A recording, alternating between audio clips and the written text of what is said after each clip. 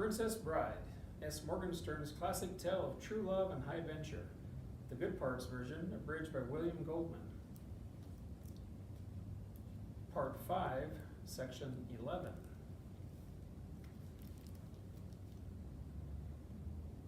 Wesley, indeed, had not the least idea that he was racing dead into the fire swamp. He knew only, once Buttercup was down at the ravine bottom beside him, that to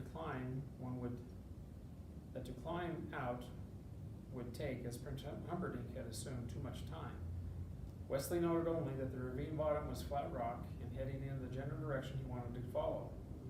So he and Buttercup fled along, both of them very much aware that gigantic forces were following them, and undoubtedly cutting into their lead. The ravine grew increasingly sheer as they went along, and Wesley soon realized that whereas once he probably could have helped her through the climb, now there was simply no way of doing it. He had made his choice, and there was no changing possible. Wherever the ravine led was their destination, and that, quite simply, was that. At this point in the story, my wife wants it known that she feels violently cheated, not being allowed the scene of reconciliation on the ravine floor between the lovers. My reply to her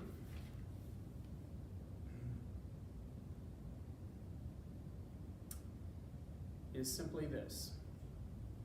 A, each of God's beings, from the lowliest on up, is entitled to at least a few moments of genuine privacy.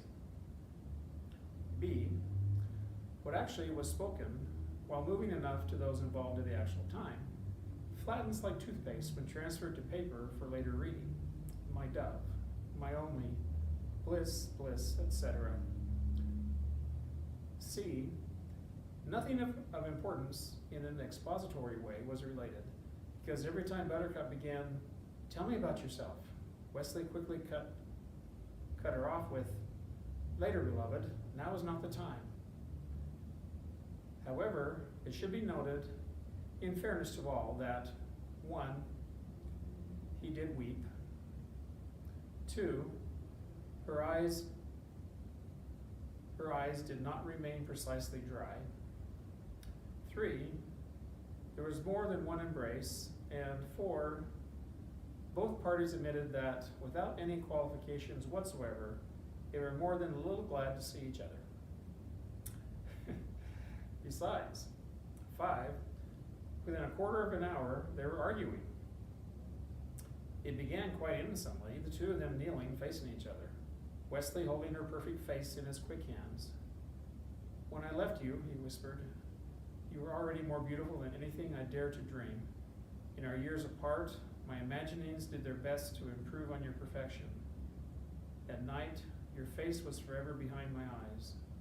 And now I see that vision who kept me company in my loneliness was a hag compared to the beauty now before me."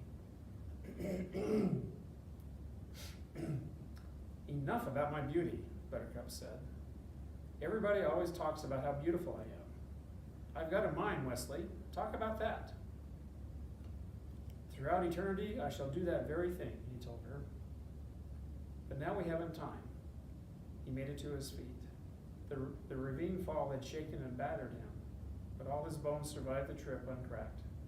He helped her to her feet.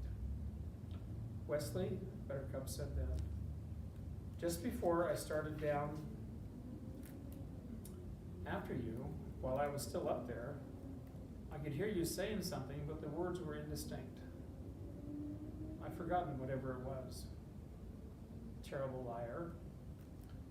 He smiled at her and kissed her cheek. "It's not important, believe me. The past has a way of being past. We must not begin with secrets from each other." She meant it. He could tell that. "Trust me," he tried. "I do, so tell me your words, or I shall be given reason not to." Wesley sighed. "What I was trying to get through to you, beloved sweet, what I was, as a matter of accurate fact, shouting with everything I had left was, "Whatever you do, stay up there. Don't come down here, please." You didn't want to see me? Of course I wanted to see you. I just didn't want to see you down here. Why ever not?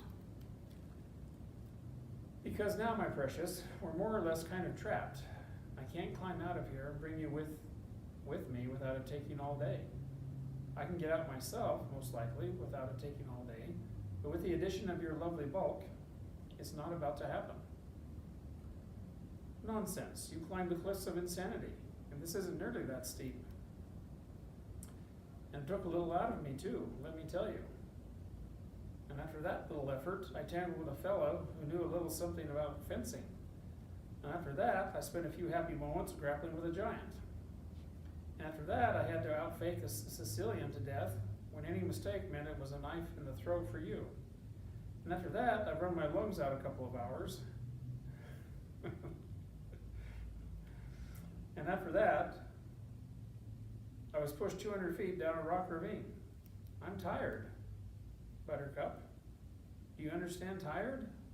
I put in a night, is what I'm trying to get through to you. I'm not stupid, you know. Quit bragging. Stop being rude. When was the last time you read a book? The truth now. And picture books don't count. I mean something with print in it. Buttercup walked away from him. There are other things to read than print, she said. And the Princess of Hammersmith is displeased with you and is thinking seriously of going home.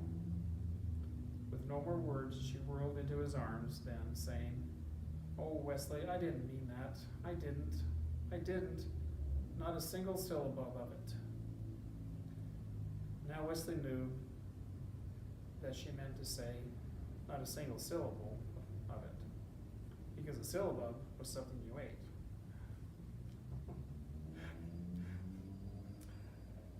Because a syllabub was something you ate, with cream and wine mixed in together to form the base.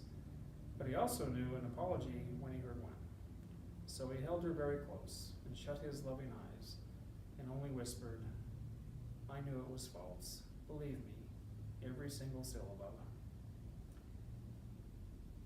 And that out of the way, they started running as fast as they could along the flat rock floor of the ravine.